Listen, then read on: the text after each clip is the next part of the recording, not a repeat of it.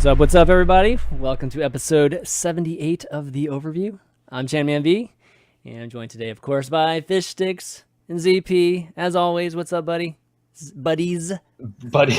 We're actually one person now. We have fused. Yeah. Don't let our separate webcams and physical location fool you. We are actually Fish ZP. It's the tribe's connection, obviously. Clearly. Z-Pix? VP Sticks? VP, I think I like ZP Sticks better than Fish. My name doesn't really combo well. You'd have to do like Z Fishstix P or something. Like you have to like wrap me around Fishstix like a sensual sandwich. To make that work. Z Fish P, basically. I was not expecting that. Did you know ZP stands for something? I'm not gonna. You know what? I've never asked you that. What does it? I'm not gonna let it out right now. You're not gonna let it out. Okay. That would be a leak. That would be a leak. Well, EEK. Definitely want to welcome our first-time guest on the show, who is Scr1be, and we're talking about like introing him, and it's just like, man, is he an analyst, like a manager, a coach, a journalist? So I'm gonna let you just introduce yourself, just because it might be the easiest thing to do. Yeah, so I guess primarily I'm a journalist, so I write for Ghosty Gamers, and I guess I still write technically for Ghosty Gamers, although not as frequently anymore. But I guess my most notable competitive experience, I worked with You Guys Get Paid during Contenders run and a little bit of the Overwatch Rumble as well. Yeah. So I worked as kind of a head coach figure. And then once we brought on a strategic coach, I moved myself to kind of analyst and manager while also kind of just managing player relations. So that's about all I am in terms of stuff I can talk about. Yeah, stuff I can talk about, exactly. And I'm sure you've seen some of Scr1be's articles as well as videos and things like that if you're a very frequent person on the Cal subreddit. So very happy to have you on the show today. Got lots of good stuff to talk to you about. And I mean, we got it across the board today. There's some game stuff in particular with an upcoming event and BlizzCon news. We've got obviously a lot of team and player news going on there, as well as OWL. Got some talks about tryouts and some interesting discussions there. And then Contenders, of course, the playoffs being this weekend. Getting into some predictions, even some news there in terms of like some of the rosters that are going to be competing. And then lastly, Q&A. We got a ton of questions this week, so I definitely didn't get to all the questions, but this is awesome. Just keep them coming, guys. Send those to the overview at chanmanv.tv. Definitely try to get try to read your question or try to get the best ones that we can. But why don't we start off with some game news, which is that the Halloween event, which was, I don't know, arguably the best event, at least for me, and at least personally for me last year, is going to be coming back around, which is going to be starting next Tuesday on the 10th. And I don't know if you guys saw it or not. It's just like, it was basically just a tweet. Like, we didn't get too much more than that. But you guys excited for the event? It's the return of Junkenstein, probably. That's right, It's not confirmed. There's like literally no details at all. It's just a hype teaser.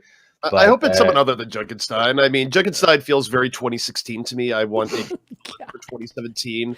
Junkenstein can join the hall of villains that don't matter anymore, and I think I'm okay with that.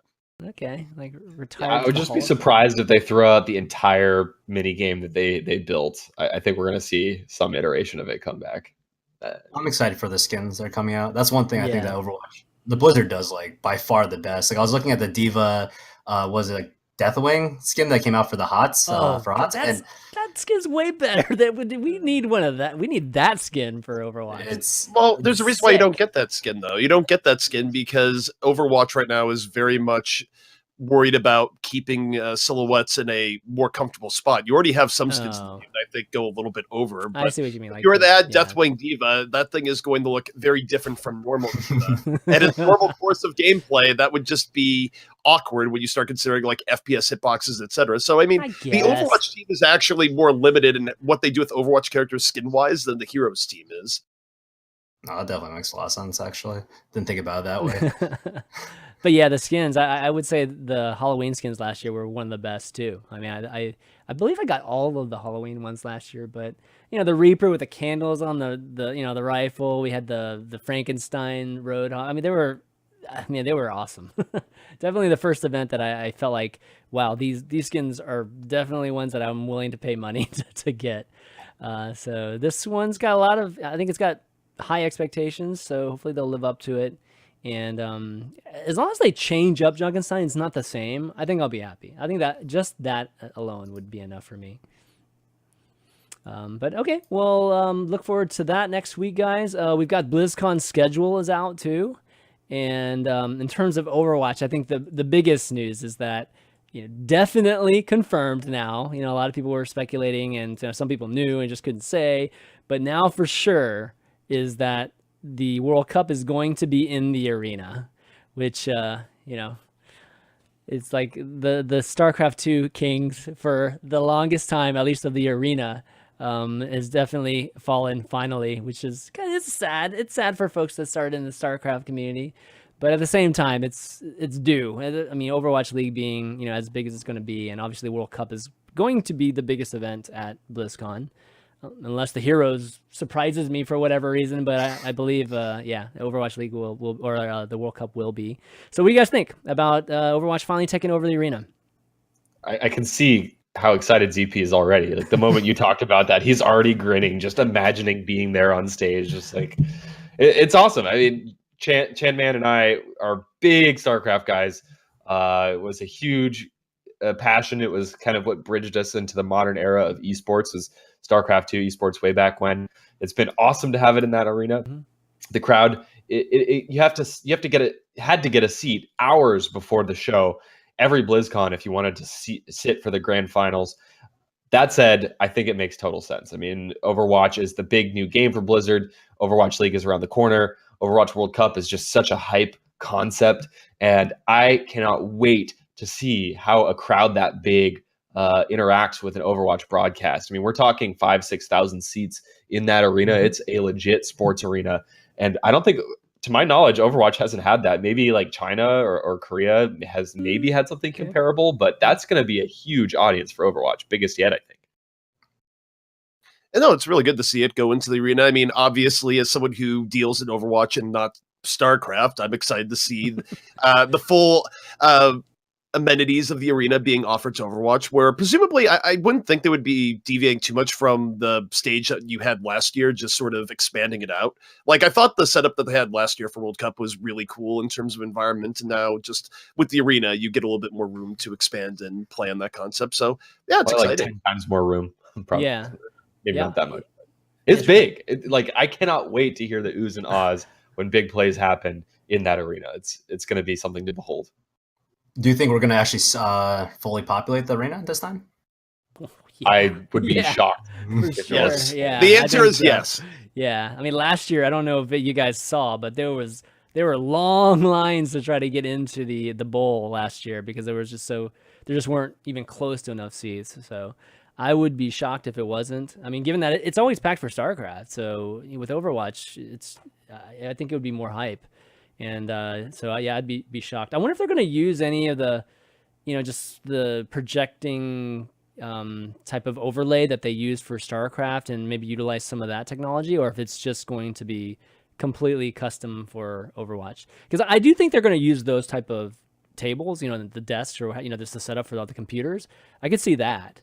But I wonder what else they're going to do just all around that stuff. Yeah, that's a good point. One of the reasons the StarCraft broadcast was so awesome was because that amazing stage, probably a couple 100-foot diameter projector. Mm-hmm. It's just insane. One of the coolest esports stages I've ever seen. Hopefully they have something similar. It's obviously going to be a different aesthetic. Overwatch has a different feel to it, but I imagine we'll see something of similar epicness. I hope so, at least.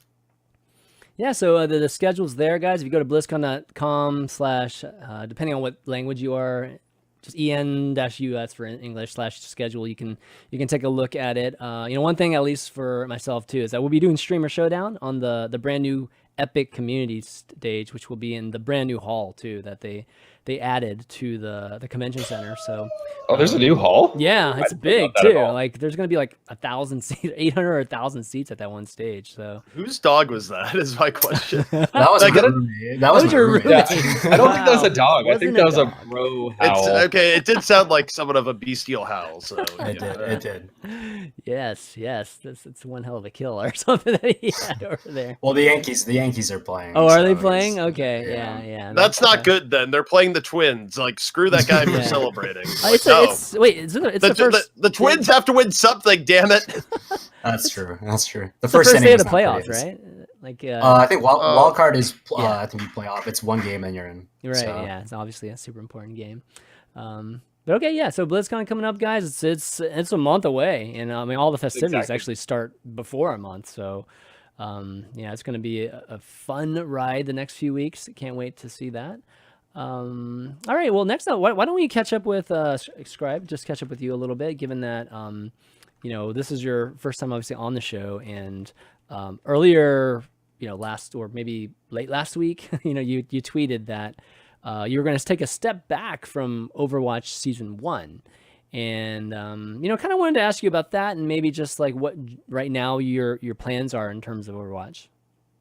Yeah, definitely. So I basically had done like a few trials, some like 2 trials specifically with Overwatch League teams. And I ended up kind of like not being super happy with my own performance in them as well. And I found a lot of stuff I needed to work on. But besides that, I mean, I work a full-time job, so having to dedicate like 6 hours a day after work to, watch scrims and then do like an additional analysis. I needed, a way to kind of like not really feel like I was kind of like working 2 jobs at once. So there's a lot of time that you need to sink in to do good analysts. There's a lot of like tape you need to watch, and being able to consistently do that was something I don't think I was necessarily immediately able to do. But besides that, it's just a matter of improving kind of what I can bring to the table for Overwatch League teams. I mean, this is essentially a $20 million investment plus, like recurring expenses for like salaries and living conditions and stuff like that. So I want to make sure I bring my A game. So for now, I'm taking a step back from Overwatch League Season 1, just like trialing for analyst positions, and I'm going to start grinding more so for Season 2 of Contenders. Not a lot of details announced about that just yet, but I'm assuming that Season 2 will happen, and I know there are a lot of teams who are also gearing up to kind of get ready for that as well. And a couple of weeks ago, or just a week ago or so, you released an article on your Medium blog about the support staff needed to build a good Overwatch team in general. Do you want to talk about this a little bit? You mentioned in this article that you think much of the West has not learned the lesson that you need to have proper management yet. Do you think that's still the case? Like, obviously things will change with OWL, but you want to talk about that article a little bit? Yeah, I mean, it's just a general like statement on kind of looking at the North American scene and as well as the European scene in particular. Looking at Contenders like Season 1 alone, there's a lot of unsigned teams that operate there, right? And if you kind of take into account how much work you really need to put in to not only make sure your players are performing at the highest level, but to make sure that you're resolving stuff like getting ready for scrims, right? Making sure that you guys are prepping properly, you guys doing proper like counter-stratting or anti-stratting, right? Doing research on your teams. All that takes so much time. It's kind of ridiculous. So I think the issue right now is a lot of Western teams are kind of hoping and banking on like maybe 1 or 2 people staff that they're not paying, that you don't know what these guys are doing, right? These guys have probably in most cases have no prior esports experience, and you're kind of depending on them to do a lot of this job that organizations nowadays in the West, like even with Immortals and Envy, I'm pretty sure they're finding trouble like making sure they're on time with all this stuff day after day, and it's an incredibly grueling thing. So that's kind of one of the biggest issues is I think a lot of developing teams and a lot of teams that are coming up think that they can kind of just get by without having like a staff that's entirely dedicated to this team, whether maybe these managers and these analysts are more so looking about what they can do, like what's their next step, right? They're only on the team for a short period of time. They're just mainly looking to bolster their resume, right? You need people who are kind of more dedicated to getting down in the nitty gritty parts of it, who are willing to grind down all the schedules. And for any manager or any scheduler, like it seems like the easiest task in the world, but getting your players to be on time for scrims is actually kind of ridiculous. It's almost, it's like herding sheep in a way, except the sheep like have no idea what they're doing. So it's tough, but I think at the same time, like the East has this structure, and especially in Korea, where every member of the organization has this role. And I mentioned this in the blog post as well. And everyone is like working on what their role is. They're not trying to do something else, right? They're not trying to put their foot into someone else's job. They're just grinding the same stuff. And because of that, you have these deep support staffs that like have somehow been able to cultivate these championship winning teams. And the best example I come up with is Lunatic High. Like Lunatic High comes to Apex every season with like a slightly different roster. And I mean, they've won so many times at this point that it's kind of, you kind of feel like they found the formula, right, to kind of break open Overwatch. And one of the biggest things that when I talk to kind of Korean players and I talk to kind of like rest esports support staff outside of Korea, all of them are gushing about how good Lunatic High is. And their coach has, I guess, been on Reddit a few times talking about what he looks into. And a lot of this stuff is super insightful stuff that I don't think a lot of Western support staff have as much familiarity with. But at the same time, the West is one of the regions that learns the fastest. So I would not be surprised to see if they pick up stuff in Korea in the future.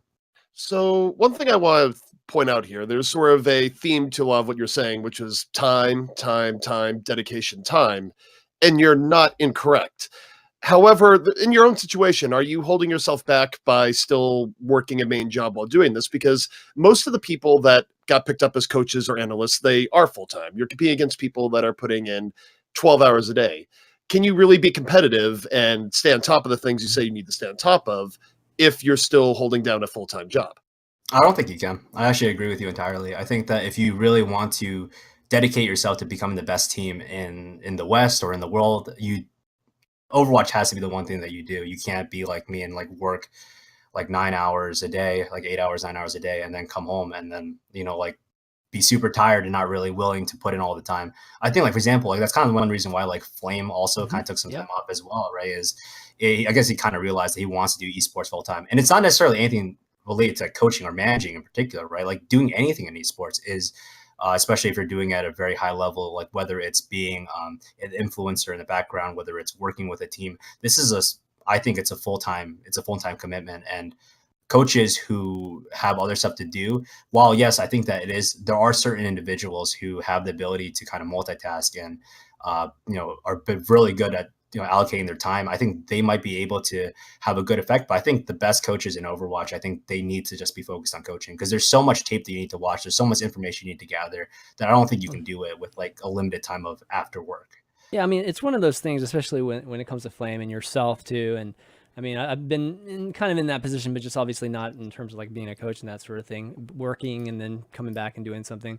I mean, it has to do with just making that quote unquote correct decision for yourself, right? Like, and I know for like Flame and probably for you too, it's just like, you have a current position where you're making X amount of money, for instance, or you're, whatever your current job is, what it means to you or how what it means to your living.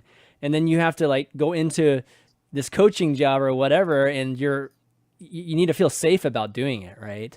And I think that's where it gets tough because there's not that many people that are in a position to be a coach and are in a position where they're already doing like Overwatch full time, and are fully qualified to be coach. So I think that's kind of where we are right now, like in the Overwatch space. We've got these people that are doing something different, and then it's like they have to take that risk to be a coach. I think eventually it'll be a safer bet, like just generally being a coach in Overwatch is like a great, prestigious position. But right now, I don't think we're quite there. Would you guys agree with that? No, I fully agree. I mean, generally speaking, here's what you need to be a really good coach. And this is more traditional advice, but also applies to Overwatch. You need someone that is incredibly obsessed with the game, but is also a type A personality that basically is on top of everything. You can't, like your coach, your best coaches are not going to be the people that are sort of laid back as like, yeah, this is fine, whatever. You need people that are really in the game, constantly thinking about the game. You need to find effectively your Bill Belichick's of Overwatch, people with that level of dedication. And those people are rare to begin with, but in an area where it's very hard for people to prove themselves, you're going to have a lot of turnover, I feel like, coaching wise, especially for say OWL Season 1, where it'll become very apparent what teams have really good coaching and what teams have people that said the right things in the coaching interview process, but were anything but a good coach.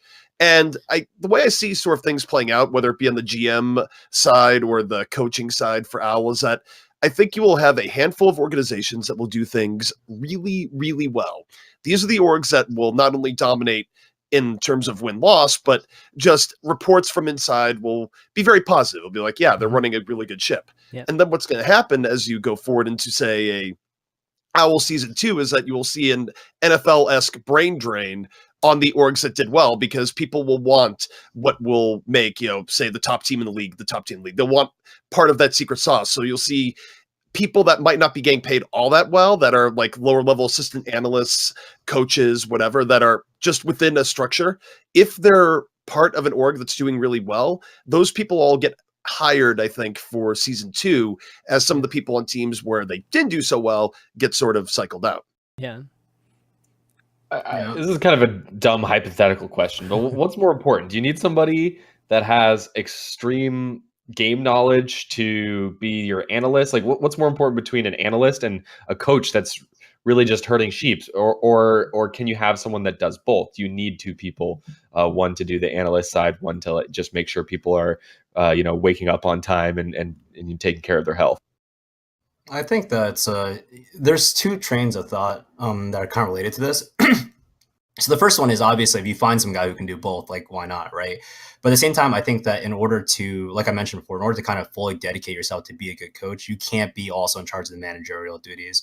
Like, a lot of times, this stuff is just stuff that overlaps with each other. I've seen coaches, and I've worked with analysts who literally grind deep into the night, right? They're just saying, like, immediately after scrims, and scrims end at, like, let's say midnight on the East Coast, right? They're grinding all through the night just to get write-ups for their VODs, and then to get ready for kind of like talking, briefing the team for scrims the next day, right? And that's something that you just have to spend a lot of time doing. You can't then expect yourself to schedule scrims every day, right? Keep account of what your players are doing, right? Find out where your schedule is. So I think you do need to separate the 2 just because it's easy. But but with that being said, there are coaches I know who have been able to do both at a very high level. But it's really tough to find those. But at the same time, I think that the most important thing is going to be, I don't think, and this is kind of a separate point, but I don't think game knowledge on a head coach is nearly as important as being kind of more of a leadership figure. And this is in the kind of the more, it's a separate definition of like a coach. I think that you should have a head coach who's kind of made in charge of all the operations of the team and makes the final say. But I think you also need like a tactical analyst who's analyst/coach who's able to give you a lot of the feedback there. I think that, game knowledge is something that a lot of the top players already have. I can't really say if there's any coach I know who is able to teach a player how to play like Genji, how to play Diva, or whatever. I know I've worked with legit RC, and he's kind of one of the examples of coaches who I think is able to tell players like kind of how they should play certain matchups. When I was working with him on like a kind of like a random scrim team, he kind of outlined exactly for our Winston player and our Diva player exactly how they should play around certain corners. So there are coaches who definitely add that benefit in there, but I think that the real value of a head coach is someone who's able to lead your players and make sure that they're willing to kind of like dedicate themselves to the process. Yeah.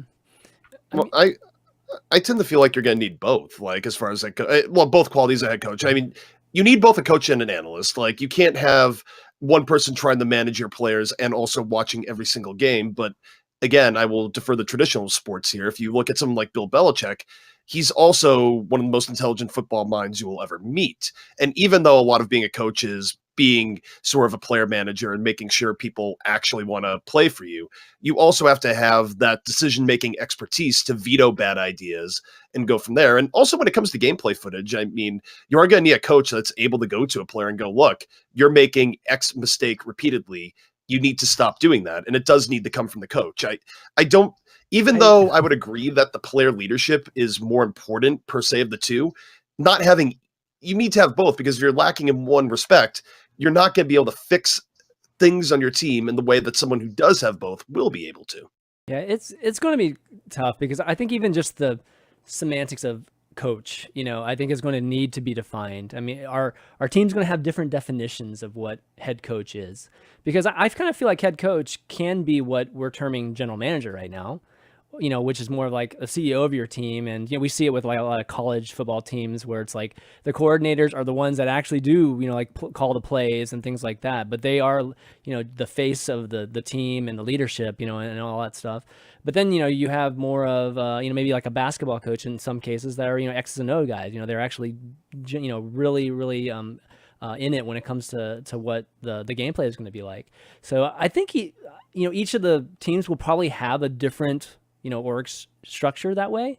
For me, it's just like this season 1 is going to be really, really crazy, just because I don't think there are enough people that are actually experienced enough in those roles, coach, general manager, anything, in the Overwatch space right now to, that would be typically what you would call, just have that experience. So you're going to be having people that are gaining that spirit experience. And I think after like maybe the first 2 seasons or so, then we'll have like, I think a very rich amount of experience level for people to hire and to work with. Because we haven't had people come in that are GMs of, say, a CS team, or I don't know, something complete like a League of Legends team come in and take over an Overwatch team. Like nobody's even considering that right now. I don't think. Maybe they are, but like every decision I've seen so far has been mostly within the Overwatch community itself. So the closest you had there actually probably was Alicus, because I believe Alicus was the MVPs for Renegades and League of Legends, and actually I think I'll give you that. I forget if they were or not. Like I don't follow League, but I know that one of the teams that Alicus spent a lot of time putting together did get to the like EU LCS finals or thereabouts. But the irony there is that I'm not sure Alicus is actually going to be a GM for an OWL team, so it doesn't even apply in that case. He's still looking, and obviously, I think. I think he's probably gotten some offers, but yeah, he definitely has not decided on anything yet with Alicus. But you'd think that would be, if you're talking about just looking at from an experience level, from just like that organizational level and that sort of thing, you think that some teams would be looking at that a little bit more, right? Bringing in somebody that from a management standpoint has lots of experience doing that, can structure whatever team, whether you need a head coach or you need several coaches, whatever, somebody that's already had experience doing that. But right now we don't see that happening with the teams. Like it's, so I think this first season is going to be a little bit of learning curve for everybody.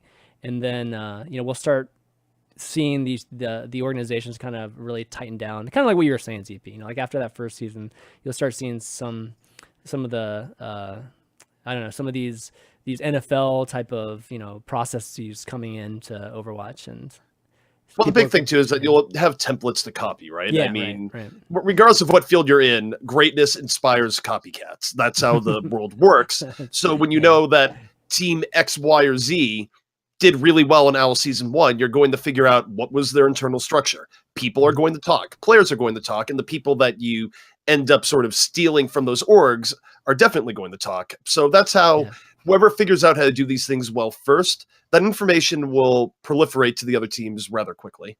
Yeah, and you have to remember the fact that this is one of the scariest facts in the world, is that the number of teams that have coaches who have won tournaments is going to be less than what you can count on one hand. Right. And it's, I mean, you're basically managing a $20 million investment off of some guy who's probably never seen $1 million before, and also probably has never won a tournament before. So that's something that you can put your mind on and think about what teams are going to be looking for. Yeah. But I mean, it's not, I mean, it's just, it's not, that's not doable. Like, it's just, that's, that's what it looks like right now. Right. So, yeah, I mean, I think there are a lot of coaches who haven't won anything that are actually like really, really strong coaches. Like one of the coaches is actually Wizard Hyung, who worked formerly, I guess currently works with Luxury Watch and formerly worked with Gale Force. But when we were scrimming them as YGGP, you could definitely see how much impact he was making on the team. The team just got so much better, like almost overnight, and we had been scrimming them for months.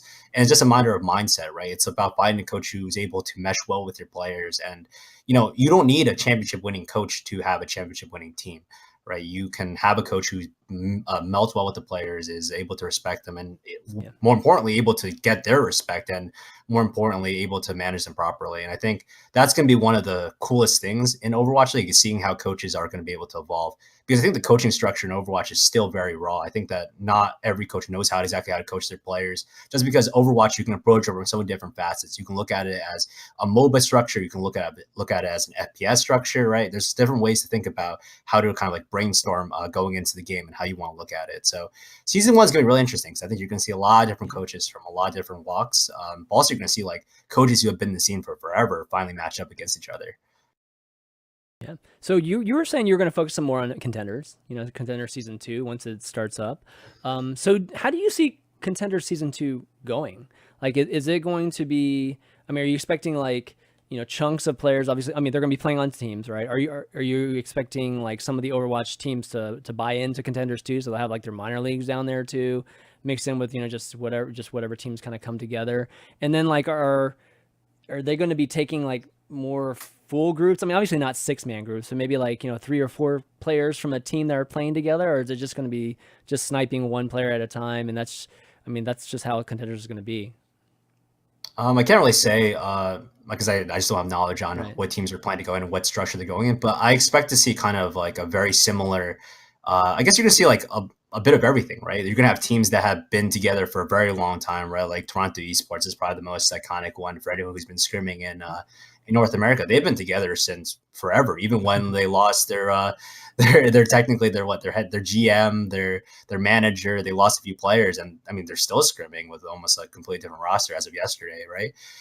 There are going to be teams that are going to buy those full rosters, or they're going to enter in, organizations that still have the roster, you're going to enter them in.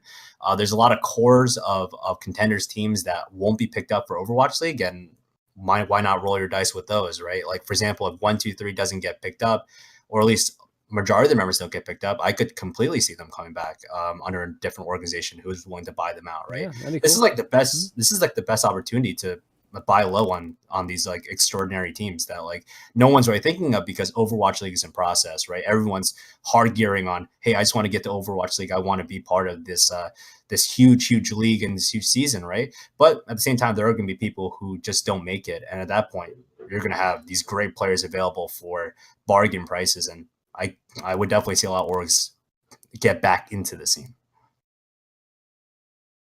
Okay, well, why don't we move on a little bit and talk about just some of the news that's been, circulating this week with teams and players. Another boring week. Nothing happened. Exactly right. This week's been a little bit less crazy, but of course we have some big things to talk about. First off, being the NRG announced their final roster, and NRG had a pretty hype video, at least. Hold on, let me change this.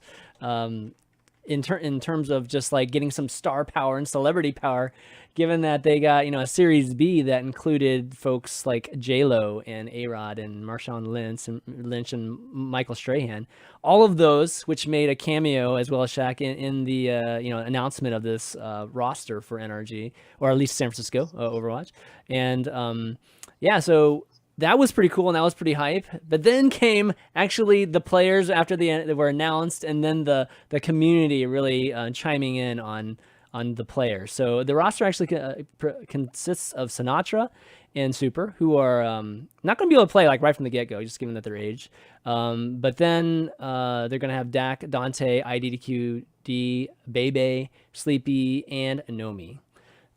So lots of folks were kind of commenting on the NRG. Just really, I think the biggest thing that stood out was just people were wondering, where their projectile specialist is. I think that's the biggest, weakness that, that you see with this lineup.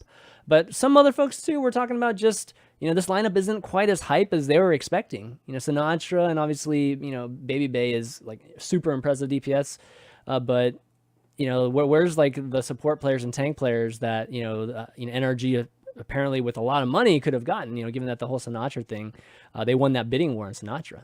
So want to get your thoughts, just generally on this roster. So here's the thing. The key thing for me, and because it's been the biggest leading indicator by far, particularly in Contenders, but just as Overwatch has evolved as to whether or not a team is going to do well, is how good is your 1-2 tank pairing, your tank and your off tank, because that's how you control the game. That's how you dominate space. The teams with really good tank setups have been doing very well. And it, like I said, it's gotten almost hilarious to the point of how much you can predict how a team will, or how a matchup will go based on the tank play alone. And frankly, I gotta say, this is not a great team right now in terms of its front line, particularly before Super is able to play. You take a look at Immortals. Immortals was struggling really, really heavily before they made their Fate Kariv swap.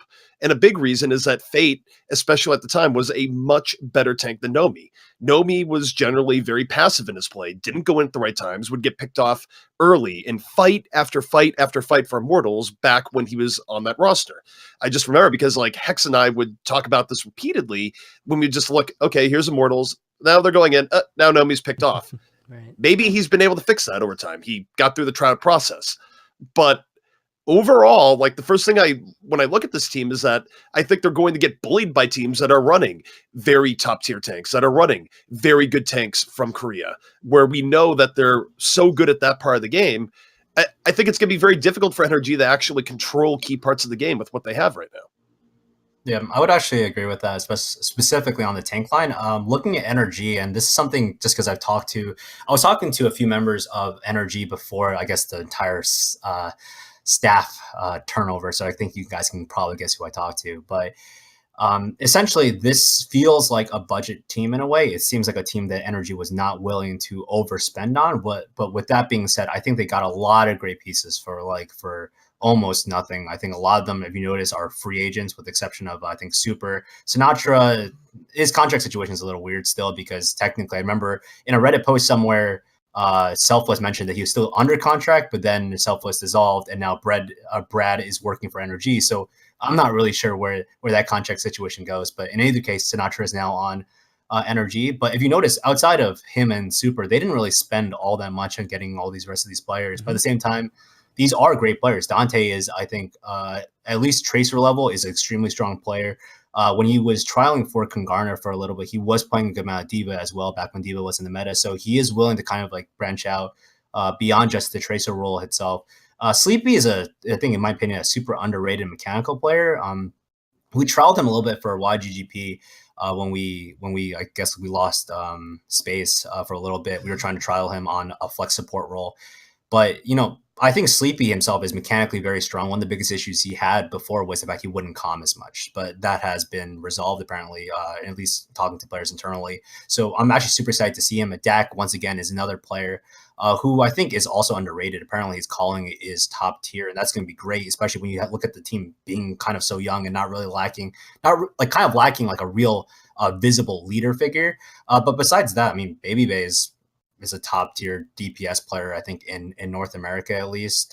And more importantly, once you hit 18, you have Sinatra and Super coming in. So in my opinion, I think this team isn't going to be like a top 2, top 3 team, but they're not going to be bottom of the table either. And more importantly, these guys are still young, they're going to develop. And I wouldn't be surprised, let's say, if we start doing trading blocks, if these players start getting traded to other areas or other teams for a lot of money. One thing that I think is worth noting here, just because I think it's not entirely public knowledge, but Super is probably their best chance to turn things around mid-season. I mean, yes, they're going to be getting Sinatra, who'll be playing a great Tracer if he hasn't fallen off or any weirdness has happened between now and then. But Super is able to play most roles in the game actually very well. He's one of the most versatile players there, where even though he's known for his tank play, and given the fact that NRG's tank lineup does look to be rather weak in the beginning, he will probably have to go to tank. But if they have a bigger hole anywhere else, Super can actually flex to pretty much anything. So NRG for me is probably biggest candidate for a mid-season turnaround, just because of the impact you're going to see from Super and Sinatra when they get to the team. But like I said, I just think they're going to really struggle heavily against teams with a great tank front line in the beginning.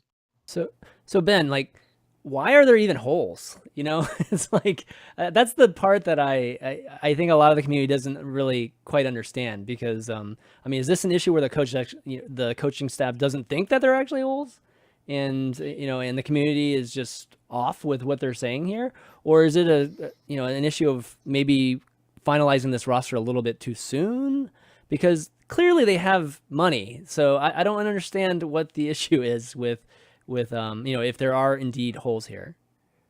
Yeah, I'm asking some of the same questions, and generally I agree with what everyone else has said so far here on the show, on Reddit.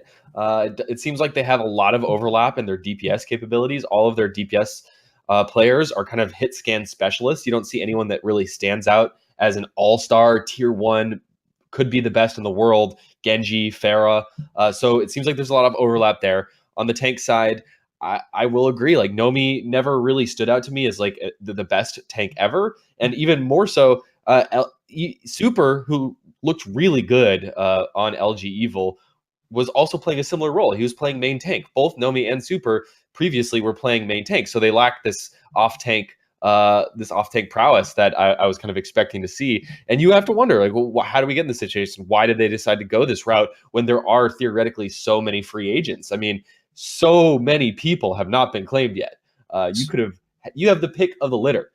But I have been chewing over this and reading a lot of comments and watching some of the videos. Actually, NRG put out a video, or I should say San Francisco Overwatch put out a video just a day or two ago. or maybe it was just today, about kind of their thinking. And it's starting to make more and more sense to me. I think Scr1be is definitely on the right path of thought when he's saying that they're looking for good building blocks.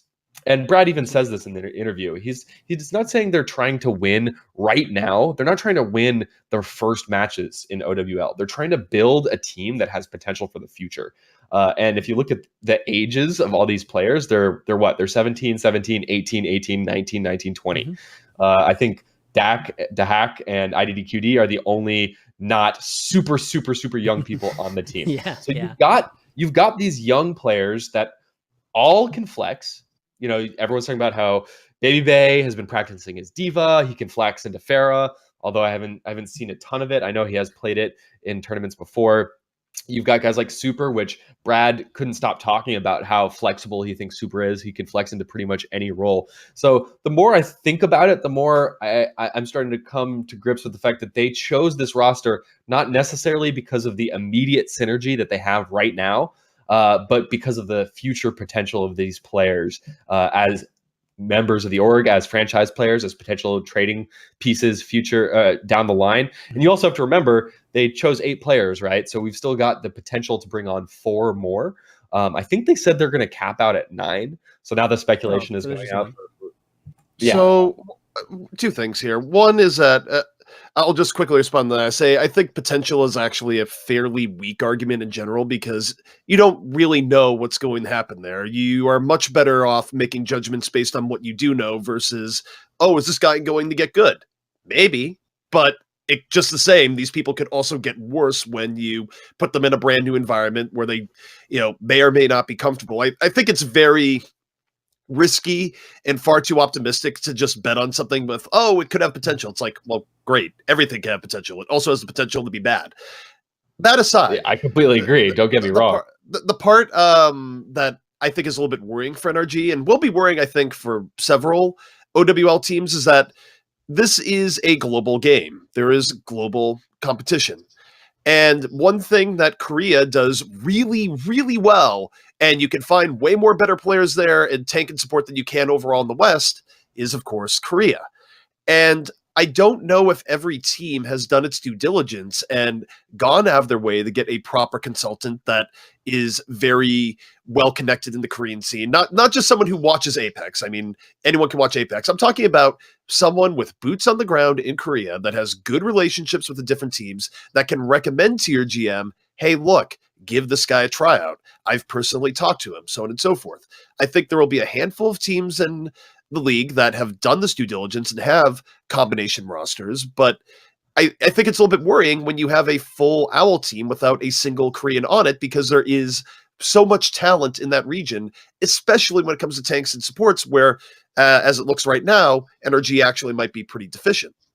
Yeah. I mean, there's also the cross issue where if you look at the timeline of when teams started really trialing players, Energy and Immortals were 2 of the teams, I guess, that first open tryouts, right?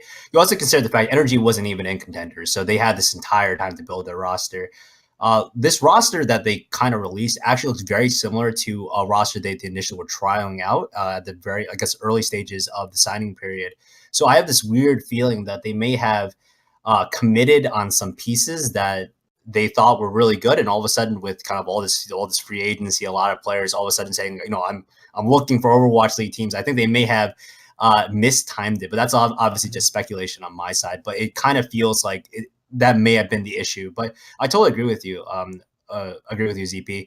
I think teams really need to start thinking about getting like real consultants in Korea to really sit down with players and figure out, hey, where are the diamonds in the rough, right? Like, obviously, you're not going to pick up some players on Lunatic High if they're getting signed to specific spots, but there's definitely a lot of players who are on teams that are not going to be in Overwatch League that are going to be, great additions to your roster as a whole. And I know that for sure that there are quite a few teams, Boston being one of them, that have trialed a lot of Korean players. And I'm not sure what their final roster looks like. I've heard rumors of what their final roster looks like, but during the trial period, they had a lot of Korean players kind of like slotting in. So who knows? Maybe we'll see Boston with some non-domestic talent. Yeah, I mean, there's obviously challenges that come about with having Korean players on your team too, whether it's communication, things like that too. But yeah, definitely I can see that has to be like a part of a team like in the future. But anyways, just kind of closing with the energy thing. Yeah, it's just I think overall it's just kind of maybe a surprising tactic that they took with this, because we're just used to the flash, that comes with energy and just kind of spending money and picking up like very, very big names, whether it ends up being successful or not. So this is a different approach, and we'll see how it works for them. Another team that we, obviously know in Overwatch is Cloud9. Cloud9 obviously recently announced that they were, they bought Contender Panthera. And they also announced recently that they're closing on, or they're, at least was reported by Jacob, that they're about to close on their Series A, 25 mil. And I think a lot of people might not have known, but they actually need this, to actually happen to be able to, I think, have that 20 million buy-in. So this is definitely really, really good news for Cloud9. And there's been a lot of things. I think a lot of the players, just even on Cloud9, Musasa like tweeted it, and I just kind of thought it was kind of a perfect representation of just like a lot of players lately. And it's just like a lot of players really going through anxiety, especially of ones that are even on teams right now, whether they're going to, still be on these teams or not, So right now, like this pretty much represents all players, right? Just anxiety level, like with the current week, maybe the next 1 or 2 weeks, I would say. One thing sorry, you first. Real quick is that C9 I feel like is in the opposite case of NRG, where at least on the Korean player issue, where much the same, where I don't feel like I feel like ignoring Korea as a region as you make your roster is a huge mistake. I'm also not convinced that picking up a full Korean roster is going to be necessarily a great idea either. I think that the best teams will be somewhere in the middle, where you're just honestly evaluating talent properly and not putting all your eggs in one basket. Because I think what C9 is going to run into potentially, and who knows, is that when you take a full team of players and move them to a brand new region, brand new country, there's no guarantee that every player is going to continue to play at the same level that they were at before. You need to have the depth there to be able to compensate when a player that did really well in one environment with one support structure gets put to a completely different environment and different support structure. And copy pasting an entire team might not really work out for C9. We'll see. I mean, like I said, I think C9 and NRG are in opposite ends of the spectrum, but my guess is that the teams that will do best in Season 1 will be the teams that have the sort of more comprehensive hybrid approach. I actually think that in the long run, I think you're right. I think in Season 1, actually, the teams that are, like, if you just buy Kung Fu Panthera or, Lineage Kai and just have them all play it, I think they're going to do better right from the get-go, more so than in the long run. So I think it's going to take some time for teams to gel, like, especially if you're talking about a mixed team in terms of, language and communication, even just getting the logistics of how that's going to even work, figure it out. I mean, that takes time, right? There is one thing I want to respond to real quick from Cruz in chat, where Cruz is saying a 2-hour tryout block is enough for a player. I agree. I think that there's this, when it comes to tryouts, I think that there's probably two extremes going on, where you have one extreme where you have a team that's trying to try out everyone under the sun, in which case you're not getting very good data on anyone. And you're also like, you need a little bit more direction from whoever's calling the shots there, where you have to have an idea of what you want, and you try out, say, a pool of 30 versus a pool of like 500. Right. The opposite case, though, is you have cases where a team might not be doing much trying out at all, and they go, well, I know what I want. And that could be a mistake as well, because you have to see how players play. So yeah, it's interesting how the tryout process could be going down. Right. Kind of moving through the news a little bit faster. Conbox announced that they're dropping their Overwatch team, which is, obviously a team that's been competing in Apex for, last several seasons now. So another, yet another Korean team or brand that's actually leaving Overwatch, at least for the time period. They said they're going to take a look at 2018, and just like all the other teams that we've seen or brands leave Overwatch, they're just kind of wait and see. But we do actually have a new team. It's nice to actually talk about a new team every once in a while, especially during this time. And the new team is actually Mosaic Esports, just formed. And was talking to Scr1be a little bit about this team before the show. And you're pretty excited about this, right, Scr1be? Yeah, I mean, if you've been following the European scene, especially the tier 2 scene, you know a lot of these names already. I mean, like I guess the most prominent ones, right? Like Bromas, Lude, Kodak from 123. Like, I mean, Fusion's played on Nerd Rage back in the day. Emil was part of Gale Force. bonkers previously. And Vigility was recently on the Netherlands Overwatch World Cup team. This is a roster that's extremely young and also extremely promising. These are a lot of players who have kind of shown promise in a way, and for one reason or another, whether it be age, whether it be they're finishing up school, so they didn't want to grind out Overwatch League too much. And I know that was the case for Fusions and Emil. This is a good opportunity for them to start, gearing up for Contenders. I think that a lot of organizations are going to start buying rosters again, just because it's relatively low cost. And if, Blizzard at all vamps up like prize pool for Contenders or even offers additional support in the future, obviously none of this I don't think has been announced. So this is all speculation on my side. It could be a great opportunity for, teams to grab up all these promising players who will develop into, Overwatch League talents maybe in a few years, right? All of a sudden you have a great farm system going on. You have all these players who have, okay buyouts. And hey, let's say, for example, next year, Panther wants to pick up Lude or like Kodak, Emil, Fusions, or anyone. You have this great option just to sell them to the org, right? Mm-hmm.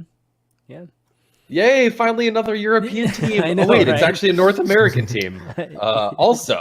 Right. Which is just kind of funny.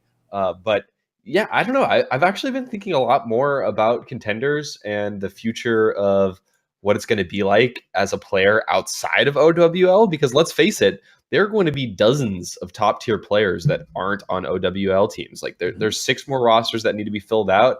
And I would personally argue that there's 80 to 120 like high level, top level players that are looking to get onto those rosters, if not more.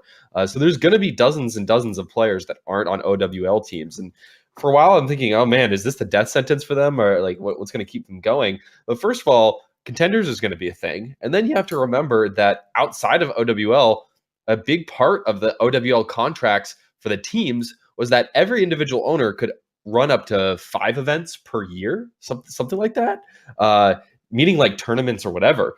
And there's going to be an off season as well. So I could certainly imagine during the off season, or who knows, maybe even during the regular season, there being semi-major tournaments with maybe even 6-figure prize pool. And at that point, somebody like Mosaic Esports actually has a really strong roster. Maybe not OWL strong, but this is a roster that could compete with a lot of teams that have been playing in, for instance, Contenders. So I'm actually kind of excited to see. I think this is going to be one of the things that not very many people are talking about right now that could make or break like long-term Overwatch esports, is what happens outside of OWL and for teams like Mosaic.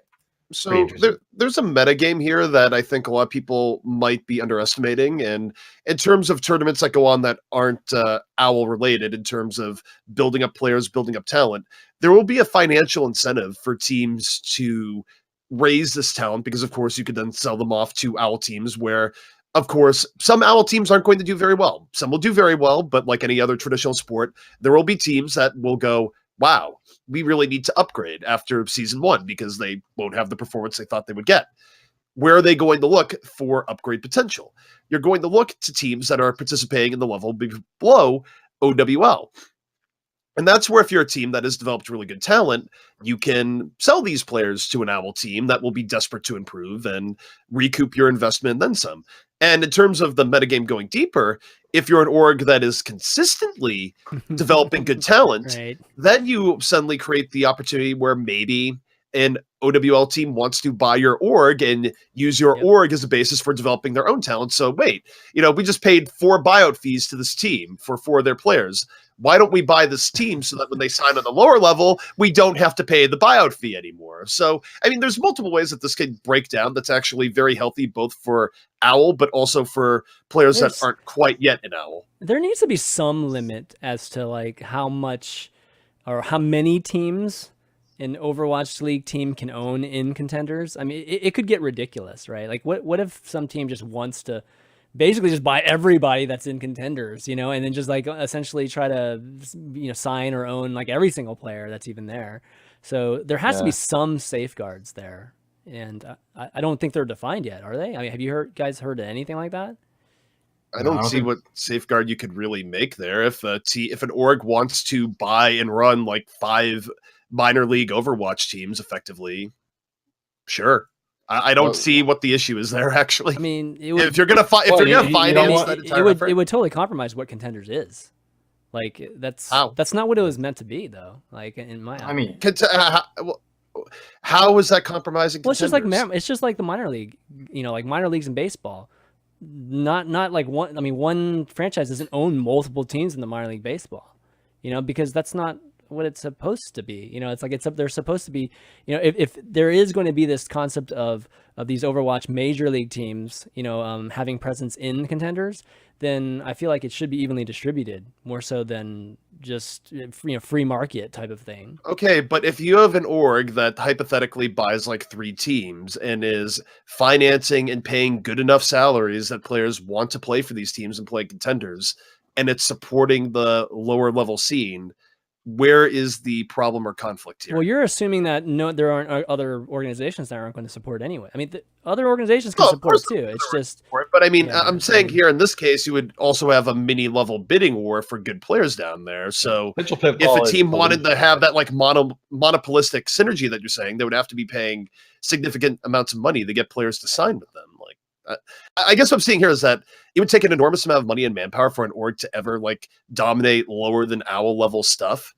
But if they wanted to do that and give that level of support to it, I'm not seeing where the issue is there, aside from the fact that that team would have a big competitive advantage in owl. But even then, teams that have really good farm leagues in, say, baseball, they might have really nice free agents that are effectively signed super cheap, but eventually their initial contract fades and they end up signing with other teams for a higher price. So it's not like those players wouldn't end up on other teams eventually anyways. Looking long term, though, I do see. I mean, this is, for example, just talking about like kind of collusion as we're talking about. That's something that already exists in esports. I mean, if you look at Counter-Strike alone, Virtus Pro and Astralis are owned by have the same have shared an investor, right? Yeah, that's true. Like and people don't really talk about that as much. But I think that it's gonna ZP does that point. I think that what's gonna happen is that maybe they're not gonna be like the San Francisco like blah blah blahs, right? Or it's kind of they're not gonna have like a minor league version of that specific brand, but maybe it's gonna be something like Craft decides to take an investment, a few $100,000 into a team, like maybe 3-4 teams, right? And then they're not competing under their name, but they have, they have either computers from them, or they're either, being like invested in or a partnership with this organization. But I do expect to see Blizzard to implement some sort of rule, just because, I mean, like while I do get the point that it would be really bad if there was collusion in contenders. I mean, what is contenders right now? It's kind of just about who plays first. Even if you have a team own 3-4 teams, right? Each of these teams still want to compete to be the best, right? It's gonna be a problem if, let's say, they're throwing games to to just establish rankings at the end of the season or stuff like that, and that could obviously be a big issue. But in terms of kind of the competitive factor for contenders right now, with there being no real reward besides a monetary reward, and you're basically kind of just playing for the spotlight in a way, I wouldn't really see teams kind of like be colluding so much, right? Like everyone's next step is Overwatch. Like you're not going to throw a game just for contenders if there's no reward at the end of the season, right? Just to clarify there, when I was arguing for that, collusion and that sort of stuff doesn't even phase my mind here, because if you're a team that has multiple, say, teams and contenders, if that does end up being the case, your goal here is to develop talent and sell that talent out, not to win contenders or whatever tournament you're playing in. So that's really shouldn't be your concern, because at this point, any team that's playing there, their concern is not how do we win contenders. Their concern is how do we develop talent and get the very best talent possible. That's what teams are worried about. I mean, I guess assuming that all the contracts are, all the players are taken care of and are being looked after, and all the contracts are fair, and I don't know, we need a players association sometimes, like eventually, but also, I think given that, I just want to add sure. there, Yeah. in terms of multiple teams, like you have plenty of cases in, say, Apex, where you have teams that are like one mother org that has more than one team. I mean, LW Blue, LW Red, there's multiple instances of it, so it's not like it would be unprecedented even for esports in general. Okay. Well, we still got a lot of stuff, so we're gonna move on. We've already spent an hour. We only covered like 3 things or something like that. So, we were gonna talk about scouting players. Maybe we can get through this a little bit, pretty quickly here. But Scr1be, you wanted to talk about just how the difficulty is of scouting players right now in the current state of Overwatch, and I think Ben, you wanted to kind of mix, I think, this talk with just the number of awesome free agents that are still out there, which you touched on it just a second ago. But Scr1be, why don't you start off with that? Like, how difficult is it to scout players right now? I honestly think to get a full scout, I don't think any team right now has the time or resources to do that. And ZP brought it up before. Like, there's so many free agents that are available. Like, what are the chances that you go out and you say, like, I want every free agent, I want open tryouts, I want to find the definitely the best player in all these roles? How much time do you really have for this? I mean, considering the fact that a lot of teams got into the process, right, found out they had Overwatch League spots very late in the process, right? The signing period itself has only been, like, I think it's 3 months, 3 months total, and you're expected to pull together a team that you find in 3 months, not including, time that you need to spend to look for staff, and then have them ready to compete by December. That timeline is super short and super ridiculous.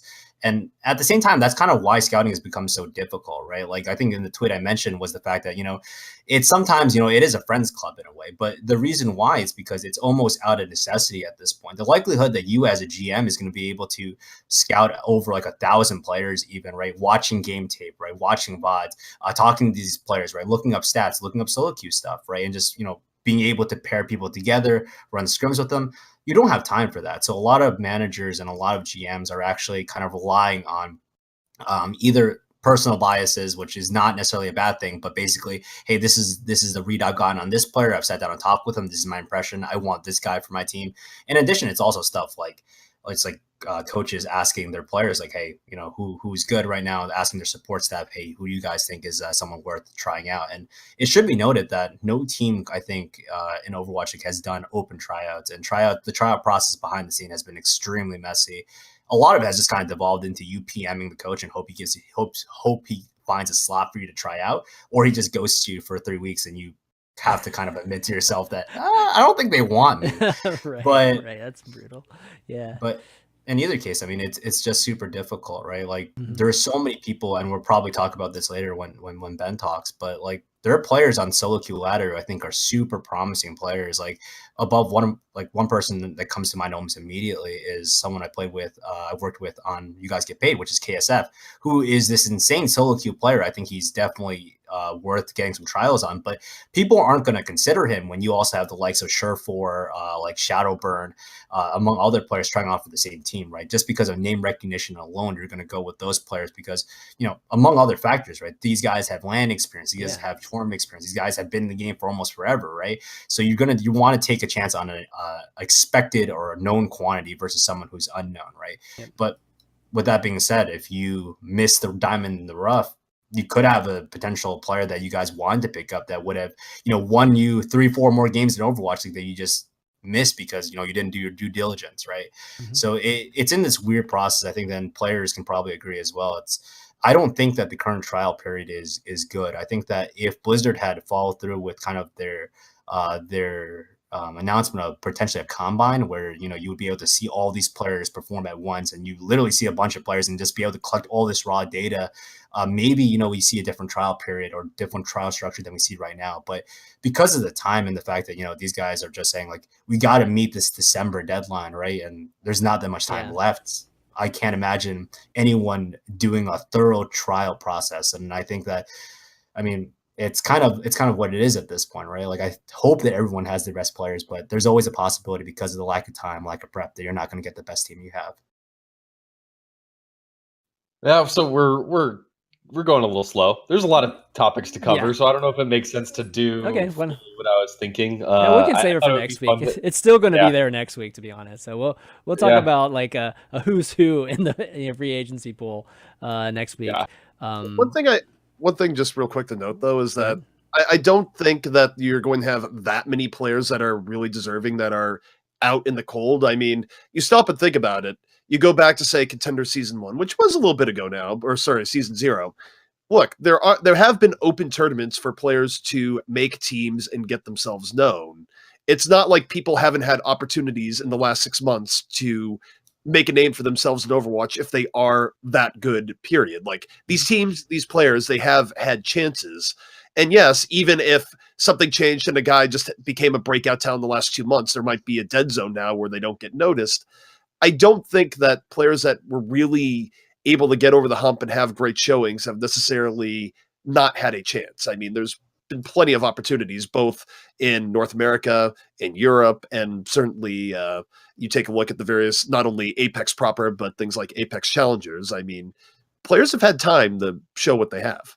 Yeah, I would agree with you on the North American side. I think a lot of North American players have had the chance to show what they have. I think European players have been struggling to do so. I think that, for example, and this is just, let's kind of like pointing it out. I wonder how many players on 1, 2, 3 are going to make it into Overwatch League, despite being a team that has performed really well over 2 seasons of Contenders. I wonder how many of those players are going to make it into Overwatch League that are on the current roster. And that's kind of something that, like, I think speaks to a larger, I guess, picture, right? Like, look at the Singularity team now with Christopher, Fisher, like Smex, right? And among like a few other players as well. Even players like Nesh. These are players who have proven themselves before, but because of one factor or another, they might not get trials. And that's kind of like the issue, right? And I totally agree with you. I think that everyone who's going to be in Overwatch League, hopefully, is deserving of Overwatch League. I think the top level talent is going to definitely be trials, but what I'm worried about is maybe not the S tier talent, but like the tier 1 talent. I'm wondering how much of those players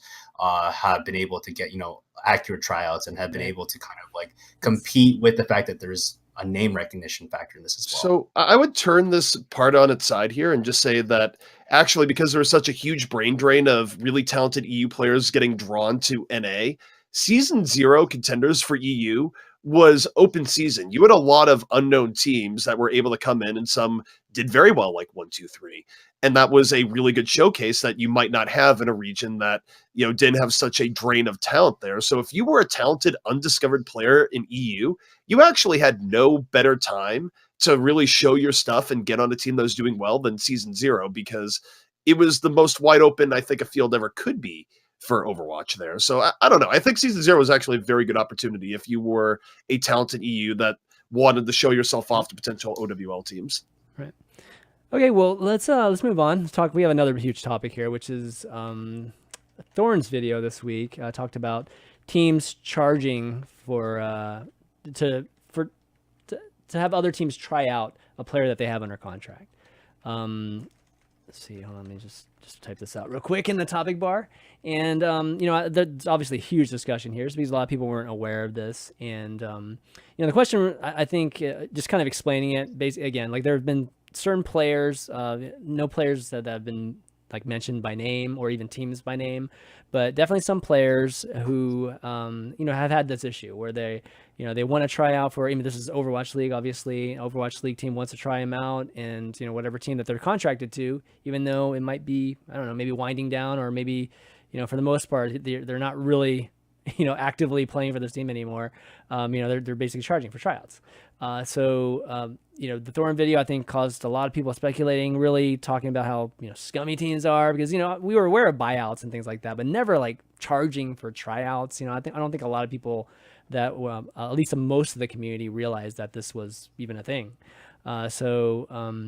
The question for you guys is this a pervasive thing, or is this just like one of these like kind of one-off, this happened to one player or maybe a group of players on a team, or has this happened like has this been happening a lot during this whole Overwatch tryout period?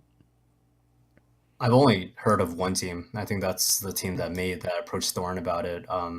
That has done this. Every other team I've talked to has had players who are either openly able to just try out wherever they want, no cost at all. I don't think this is a pervasive issue. I think this is like one or two organizations kind of spoiling the rest of the barrel of apples, right? So I don't think it's I think it is a big issue, and I think that it's especially frightening given the fact that the team that I think Thorin is talking about has a player who is very, very high profile and potentially could have been kept out of Overwatch League. But I think that's the exception to the rule rather it being the rule itself. I think it comes down to this is terrible. If this is even remotely true, this is just a really terrible practice that's actually despicable as far as I'm concerned. Like, you are already trying to you're trying to sell this player or this player's contract, and you're probably going to make some good money off of it. But holding the player hostage because of a tryout fee seems completely absurd to me and really disgusting. I don't know any details here, but this is a really despicable thing if it did indeed happen. If true, it just strikes me as generally bad business, because a buyout, like the teams endemic orgs that aren't in OWL, that aren't intending on continuing forward with non-OWL tournaments that want to sell off assets effectively, where they've invested in a player, they've paid a player salary for X amount of months, and now it's time to get a return on said investment. It seems a little bit odd in terms of just business sense to do what was described in the video, because ideally what you want is you want the player to go to as many teams as possible, and if you could incite a bidding war where a lot of the buyouts are not necessarily set in stone. I think if you're a player, by the way, you should totally get your buyout set in stone. Don't let your org just decide to make it whatever they want. But from an org perspective, if you have a really good player, it makes a lot more sense to be like, yes, go play with this team. Now go play with that team. Oh, both of you teams want my player. Now bid up against each other for the buyout. That makes the most sense given the fact that you have a time-sensitive product where if you don't sell the player before OWL, you are screwed and you get 0. So I don't doubt that this might have occurred. I mean, generally Thorin's stuff is very well sourced, but I also think that if one team is doing this, they are just incredibly bad at business. And also, I mean, it's a bad idea if you are looking out for the career of the player as well. I don't even see how you could possibly even do this. I mean, the player could just go do tryouts anyway, right? Like, how are you going to stop them? I don't know. By trying to intimidate them and say that something will happen if they don't. Have that? Do contracts have that currently, where you can't even be in a scenario of trying out or playing for a team? I mean, you could just say, I'm playing a pickup game, right? And then just like scouting them from there. You know, like it's kind of weird. Yeah, that's the secret thing for every tier 2 team. Everyone just says, "Hey, you want a ring for us for like 2 blocks?" Exactly, right? Yeah. So, and it's a trial. Yeah, exactly. It's like, how do you prove it was a tryout versus, hey, they were down a player and they said they want to get in? And then, I mean, there is a way you could prove it one way or another, which would be to bring it to court and have people testify. But frankly, I think when the goal is to try and extract buyout fees, suddenly following through on a legal threat against a player that likely doesn't have a whole lot of money in most cases would be the antithesis of trying to make money off your players. So in any case, it seems like something that you couldn't really follow. Maybe the buyout fee is just like really low on that player. And so they're just trying to, you know, again, eke out as much value as they can, given that, you know, they're not going to have this very valuable asset in the, you know, next few weeks probably. So that's the only logic I can think of, or at least rationale for them doing that. But yeah, overall, not a good thing, obviously, in this particular circumstance too. You know, we've had players that have had to sit on teams for months, you know, and just because they had to kind of run out their contracts in the past on, you know, various scenarios with this, right? And, you know, it's always gotten a bad light too. Like, I think generally people just don't, the community just, it doesn't reflect well even on the brands in those circumstances. And those circumstances are a little bit harder to blame the teams, you know, because the teams, you know, they do commit this investment to these players, and, you know, the contracts are contracts, and you sign them, you should have to uphold them. But this particular, you know, charging for tryouts, that's just like, that's a different level.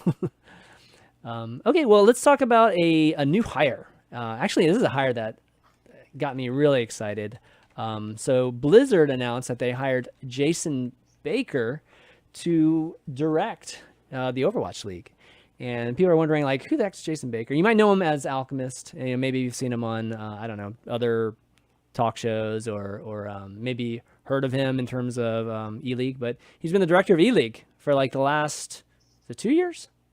2-3 years? So he's been I can clarify for that. He's been with E-League since the very beginning, because just in talking with, I remember him talking to me about the very first weekend he worked E-League, where it was the beginning period. So any E-League broadcast you saw from the beginning, aside from I think their FGC stuff, he was involved in. Yeah. And so, I mean, obviously Jason's really, really good at what he does. And I think the fact that he's going to be working Overwatch, I talked to him a little bit too, just a couple of days ago, and just really excited what he's going to bring to it. You know, we've been talking, or at least on the show, I know I've brought it up many times, where it's just like the spectating product is, I mean, in my eyes, like number one priority. Like, we got to get our product like in a viewable shape, so that we can even, you know, build upon it, market it, and all this good stuff. Because if your product sucks, it doesn't matter what the heck you do, right? So having Jason come in, I know spectating tools are coming. That's going to be awesome, and we may be able to see some of the effects of this, I don't know, maybe as soon as this Contenders playoff, maybe just like little things. But by the time World Cup comes around, oh man, I can't wait to see what Overwatch looks like at BlizzCon. Yeah, So I'm super excited. So I'm super excited for Jason, mainly because like E-Leagues for Counter-Strike, at least one of the best parts about them was just spectating Counter-Strike. I thought Yeah, it was absolutely. really solid, and obviously Counter-Strike is a different game than Overwatch, but I think that Jason has a lot of experience in his hands, and if Blizzard gives him the freedom to work with his team more closely, and specifically maybe even start building like small things within his team itself, small workarounds and small kind of like shortcuts and stuff like that. I think once they start to mesh and they start kind of like grooving with each other, and they're able to make a lot of on the fly decisions in terms of camera work and changes, I think we can see like a really great product. I think Overwatch is a game that's always struggled to transition itself from kind of just the game that you play to something that you enjoy watching. And I think that this could be the key to the puzzle. I think this is the thing that Overwatch has been missing for such a long time, was, a really great spectator experience, just because, the game itself is so cluttery. But I'd be super excited if Alchemist or Jason even gets a few months under his belt in terms of meshing with his team. Yeah. So go ahead, DB. I was going to say, Alchemist is a dude that I've talked to about observing for a really long time. And let me tell you, there's multiple types of people you get in esports, but for this analogy, I'll say there's two types of people you get. You get the people that are incredibly passionate about what they do, and absolutely want to have the best product, and are incredibly hard on themselves. And they're not afraid to voice their opinion to people above them to do it. They're the type of people that will make waves if necessary, because they know what the right thing is, and they're going to pursue it doggedly. And then there's the people that don't, and they're just like, I just have a job, whatever, I'm going to go about it. Jason is definitely the former category, where this dude cares. If you need to know anything about him, he cares a lot about what he does. He thinks about what he does constantly, and is always on the lookout for, how do I make something better? And even in cases where, whether it be he's working with Blizzard, working with Turner, whatever it may be, it's not a dude that's afraid to fight for what he thinks is right if there is an argument to be made. He's not someone who is simply just happy to have the job and will follow orders and do what he's told. No, he's going to take every little bit that he can get out of a product in terms of putting on the best product possible.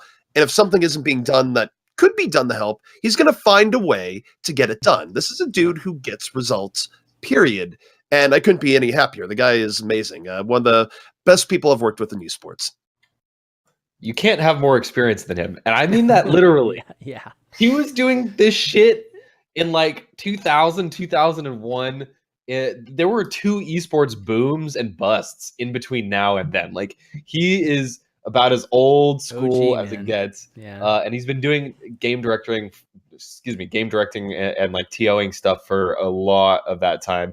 I actually only met him for the first time in Santa Monica at Overwatch World Cup. But I've known him a long time online. Really, really great guy. Humble. Doesn't have a big ego. That's rare in esports. I mean, look at us.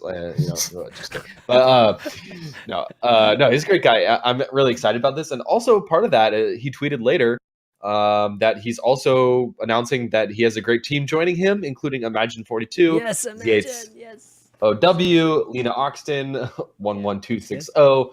Who are the observers who have been also hired full time. So that's a bit of news. I mean, not a lot of people have actually talked about this on the subreddit or anything, but full-time observers have also been hired.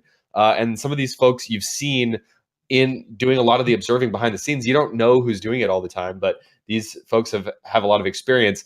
Imagine was actually my producer for my second tournament ever. It was the Onog Invitational, like way back in the day. He produced that. He's basically one of the first people to ever dedicate himself to. Next to observing, ZP, I think Imagine is probably the first, one of the first observers. I mean, it might be a contest between you guys as to who was the first, really. So, I'm excited. As far as go ahead. Technically speaking, you go back to weeklies. Like, I think to this day, I have the most time logged as a probably just because of all the tournaments I had to do. Whereas both casting and observing, I mean, you're talking about like a half a year of weeklies plus like other stuff and whatnot. Those were logged. No, they were. That's what I said. That's kind of why 14-hour days. Yeah. So I just every once in a while go on a nostalgia kick and watch old videos. I was watching the first tournament I hosted, the Fishstix Invitational, and I heard myself casting. The first Lucio ult has been dropped, and now the second Lucio ult has been dropped. Like, wow, I kind of forgot about Yeah. That was also back before they nerfed alt charge rate. So if you kept numbering it, you would have been by the end of the first match, be like, and that is the 30-second Lucio alt to be dropped. So many beats. Exactly. Alts really charged way too quickly back in the day. Well, anyways, congratulations, Jason. I'm happy to finally have a storyteller in the director's chair, and you know it's going to be great for Overwatch. We're just oh man, I'm super excited about that. Let's talk about contenders here. Contenders playoff. So this weekend, I think we talked about it a little bit last weekend, but you know, a little bit of news, just some roster change or maybe some names that showed up on rosters. First off, Seagull is listed as a substitute for the Envy team. So the question is like, are we going to see Seagull this weekend? I mean, that'd be pretty hype. For the sake of viewership, I really yeah, hope so. That'd be pretty hype if we actually do, and maybe get a look at what they're going to start doing with Brandon. Also, 123 has had an unfortunate roster change here, or at least an unexpected one, which is Tonic was not able to get his visa, so Nomi's going to be subbing in for him. Yeah, obviously Nomi's good player, is going to be a good sub for them, but yeah, it's not the same, right? You know, as the original team. I kind of feel bad for Tonic too, because they've had such a great season, and not being able to play in the playoffs is really shitty, you know, for him and the team too. So yeah, thoughts on playoffs? Any predictions? Any bold predictions, please? Because I can't bring myself to actually predict any upsets, because I can't even see any upsets happening here. So maybe one of you guys have a better insight on something that I don't know about. One thing that I think is interesting on if Seagull play or not, I will just say that I think that's an incredibly scary prospect for Seagull to play, because FNRGFE categorically played Envious the closest out of any other team in Contenders Season 1 group play. And you don't want a situation where you have Seagull subbing in and then they actually lose the map to FNRGFE, which is possible. Like I said, FNRGFE, because of the strength of their tank frontline, was able to fight Envy a lot harder than other teams. So I actually, if I was Seagull, I would want no part of Contenders playoffs right now, just because you're going up against a strong team, and I guarantee you, if they were to lose with him playing, even if it's not his fault, a lot of people would scapegoat Seagull there. So I think that's actually pretty horrifying of a matchup to go up against. I don't know if I'd want to do it if I was in the shoes.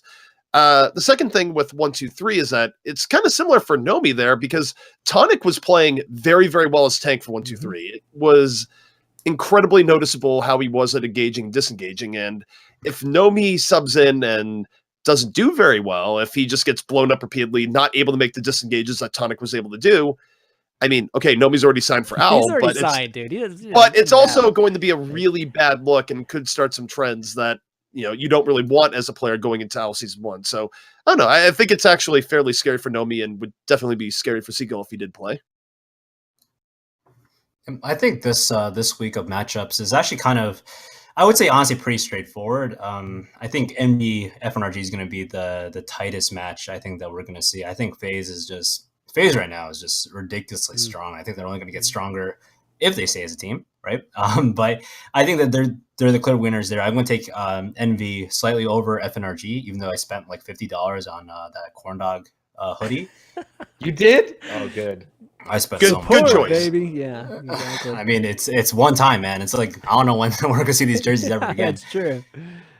Misfits have been looking so good. I think I really love Cloud9. I love the players on Cloud9. Just, I don't know. Like, you just got to be like, I think morale-wise, they're just not in a good place, especially after the news they've had recently. And Gigante versus 123, going to be another very close match. I guess I got to give it to Gigante. They've been looking so clean recently, and I think Nomi having to mix in, like ZP said, into a team, it's so hard to develop, like, just even simple stuff like tank off-tank synergy, and even beyond that, having your tanks communicate properly with your DPS players. And if we add in like just the like nerves from playing with your team for the first time, or just the fact that you're up against a team that's going to pressure you, they're going to put emphasis on it. They have extremely strong support line, and they're going to make sure that, you know, you're not going to have a good time even if you do dive onto the back line.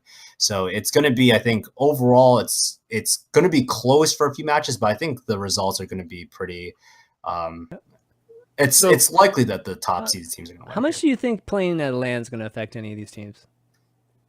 If it was online, I think it would be like the no-brainer, like it's literally super straightforward. But maybe playing at a LAN might affect some of these teams. Well, I the think- favorites have the most LAN experience of all. Like, I don't know why that would have, like, why playing online versus not would affect it, because both Misfits and what's it called, Envy have well-documented LAN experience. The only person I would say there that actually is a little bit of a wild card would be Swoosh, because you could make an argument that Swoosh underperformed at the various different live events he's been at relative to his online performance for Misfits. But other than that, for Misfits and Envy, I mean, these are veterans for live play. It's hard to come up with any kind of angle where they're not going to be doing well here. All right. Well, anyways, check it out, definitely, guys. It's going to be in the new studio, so we'll get a chance to check out what it's going to be looking like, and it should be a big crowd there too. It's sold out. Any of you guys going? I mean, obviously ZP, but Ben, you going to be there or? I am not going to be there. Okay. Unfortunately.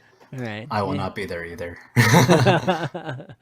Okay. Well, hopefully we'll see. Maybe we'll see Captain Planet waving some kind of flag there. I don't know which team he chooses, but if he dressed up as something, it's gonna have a hot dog on it. I would like it if he wore a skin-tight corn dog outfit. Oh my with just corn God. dogs all over. Yes. Oh, and man. preferably an even like more skin-tight outfit than his American setup. I don't know if that's possible. Just all I'm saying, Captain Planet, is please outdo your previous offering. I mean, you set a real good standard in Santa Monica, but can you do more? I would like to see that.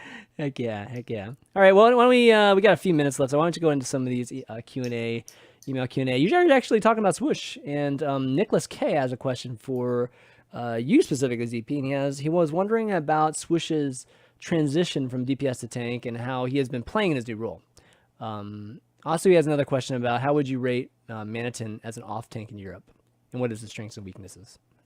So to start out with Swoosh, I would say the biggest thing that's helped him in his transition is that he used to be the projectile DPS player for Movistar Riders, and him and Logix actually developed quite a bit of synergy there. The biggest part of that team was the back and forth between Logix and Swoosh when they dove in, Swoosh on the Genji, Logix on the Tracer.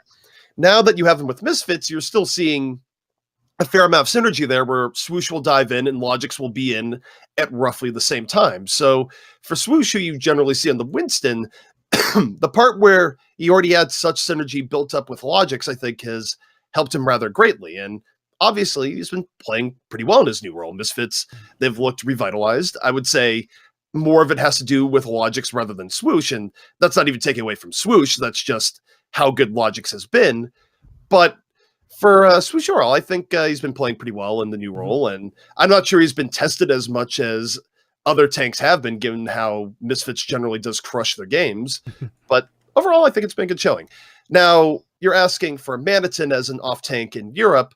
Manitin is interesting because I think if you go back to when he first started playing things like D.Va and otherwise, it wasn't all that great.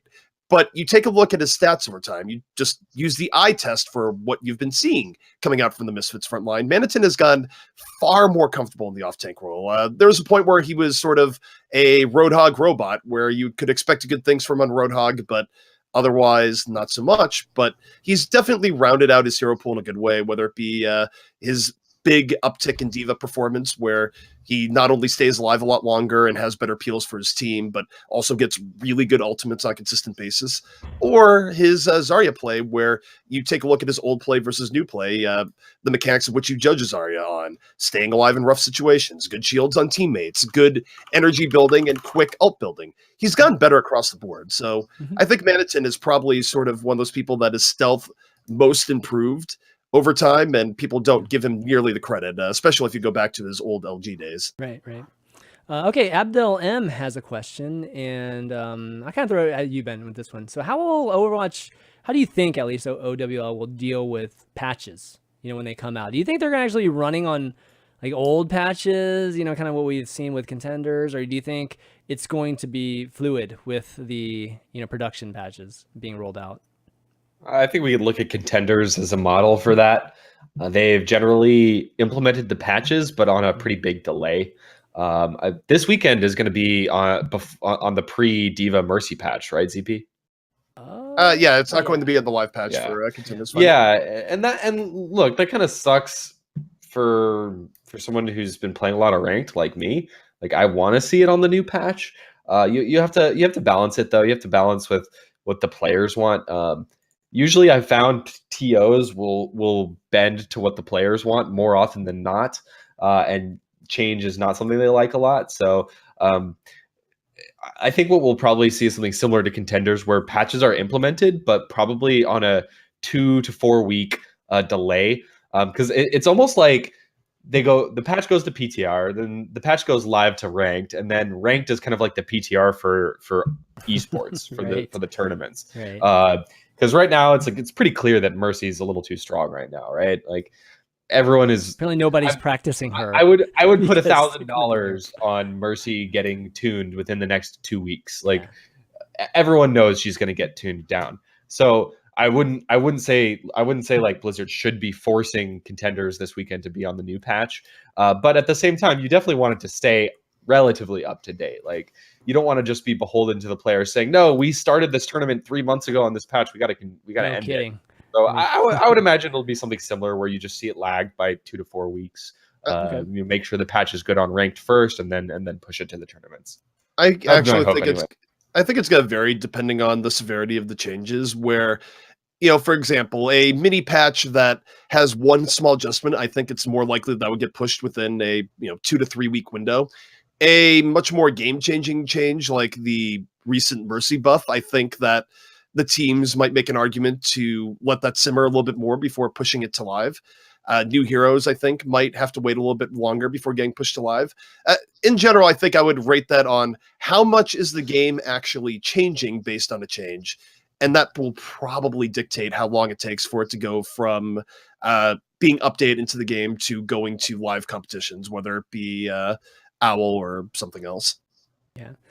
Okay, let's a little bit of, I mean, it's related in a little bit. ZV has a question, and I'll kind of direct this one towards you, Scr1be. My question is, how do you think a casual fan will receive the league with Overwatch League, where the top players and teams can change dramatically by a single meta shift or patch? How do you think esports short careers, where their prime age is between 16 and 25, will affect that as well? I would also compare it to the NCAA, where everything is shifting and subsequently that's where all the hardcore fans tend to gravitate towards. That's actually a good example too. So yeah, what do you think about the, just how right now what we've seen, right, where when metas change, teams just drop like completely, just from the top ranks, and we see even some players just kind of like sometimes disappear into obscurity just because the hero that they've been super good at or specializing in, is just not part of the meta anymore. Do you see this type of effect taking or having a similar effect on the Overwatch League generally? I actually don't think it's going to be that as bad as people think. I mean, these changes, it's not like Overwatch is the only game who has massive changes. I mean, League of Legends from season to season has these massive like overhauls of the game entirely. Imagine if Overwatch was a completely different game every year, right? And they still have, a vibrant fan base. Fans keep on coming back.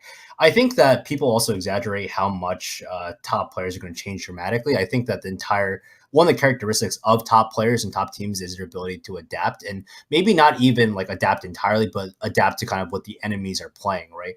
I mean, like Envy, for as many meta changes as they have been through, they still play the same stuff. They still haven't found a projectile player, and it's been like a year now, right? Yeah. But I don't think it's gonna be that big of a deal. I think it's gonna be actually almost better for casual fans, because I feel like once a meta becomes super like not really stale, but once it's become ingrained, I think a lot more players are going to be playing more technically. There's going to be a lot of nuances that I think a lot of new players of the game or fans of the game who don't really play that much actively are going to grasp. So I think that actually having like a good amount of change where it's like the game remains fresh and it's fresh and it's fun, right? I think that's going to actually help fans stay more engaged. I think that many fans they don't really care about the mechanics of the game themselves. They care about the players and how their teams do. So I don't think it's going to be that big of a deal. They might be like angry that their team's not doing well, but I mean, that's part of supporting a team. Your team's not going to do like infinitely well unless you live in New England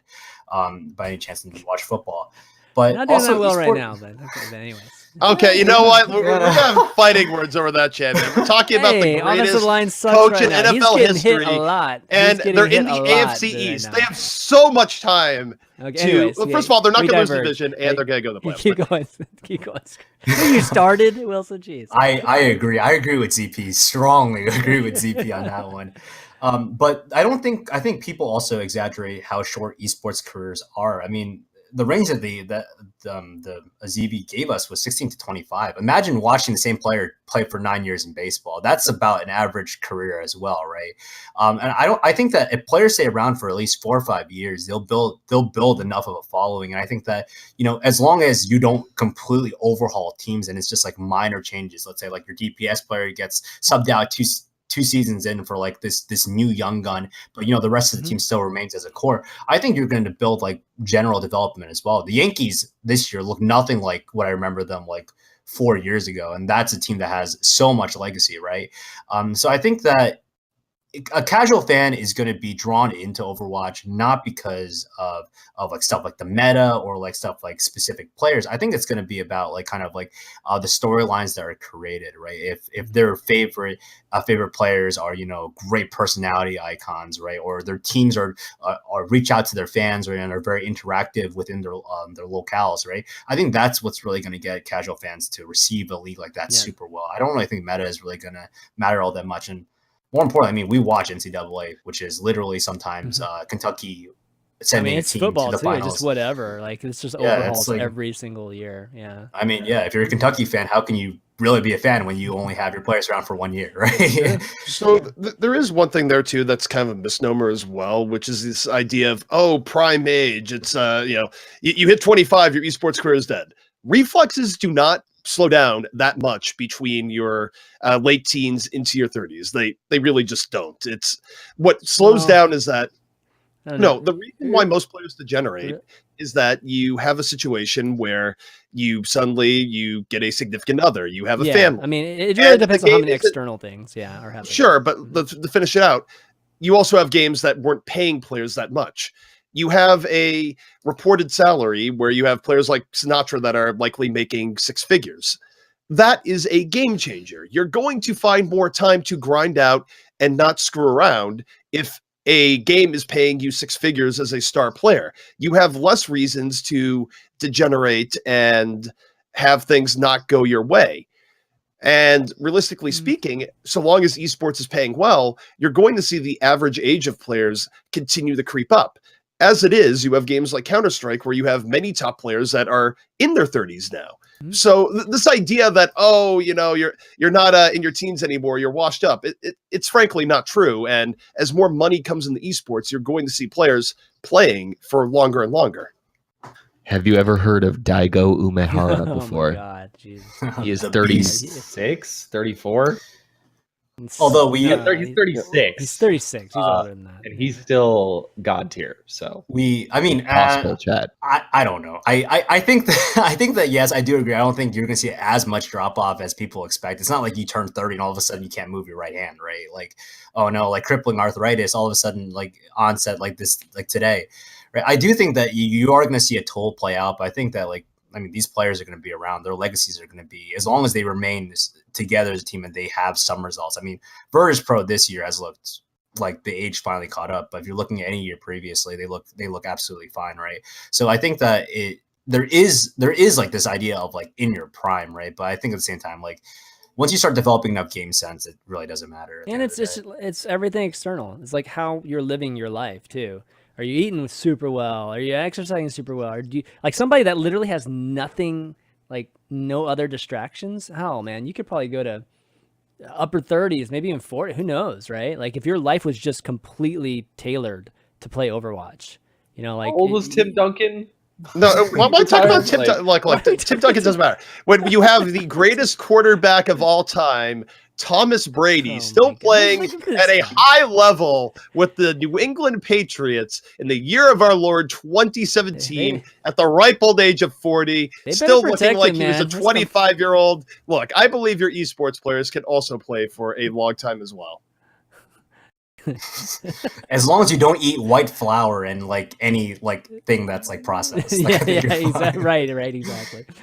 All right. Well, thanks for the questions, guys. And if you guys are interested in writing into us too, if you have your own questions, go ahead and email those to theoverview@chanmanv.tv, and we'll try to read them out next week. That's going to be it, guys. Awesome show.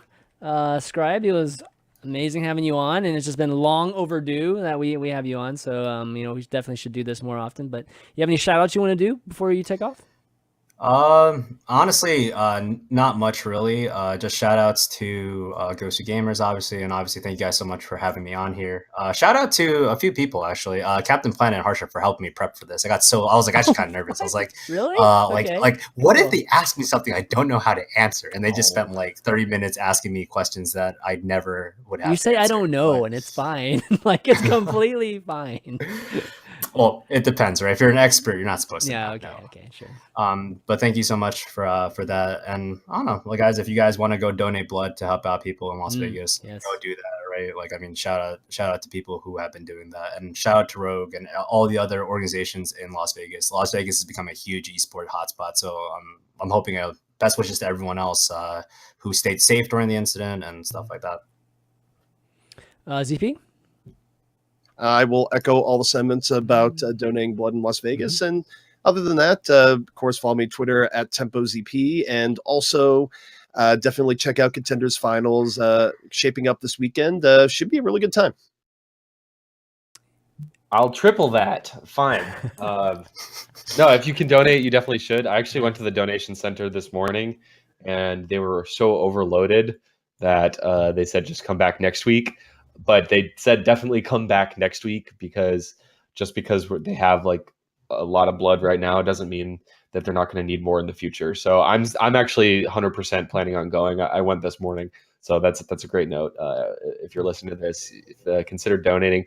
Hurricane Maria is also pretty insane right now over in Puerto Rico. So we'll do the humanitarian sign out this time. Yep. And I will quadruple that and double up on Puerto Rico too. Yeah, definitely. It's definitely crazy times, and heart goes out to all those folks that had people that they've lost. And one thing great about these things when they do happen is just that you can see just how everybody comes together. And Overwatch.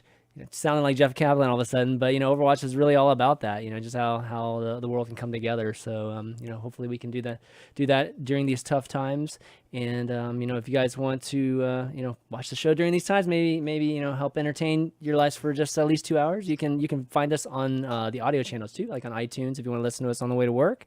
So just look us up. You just look for Overwatch or the Overview. You'll find us there, as well as Google Play and SoundCloud.com/ChanManV. You can follow the show at the Overview GG, and that's going to be it for this week of the Overview.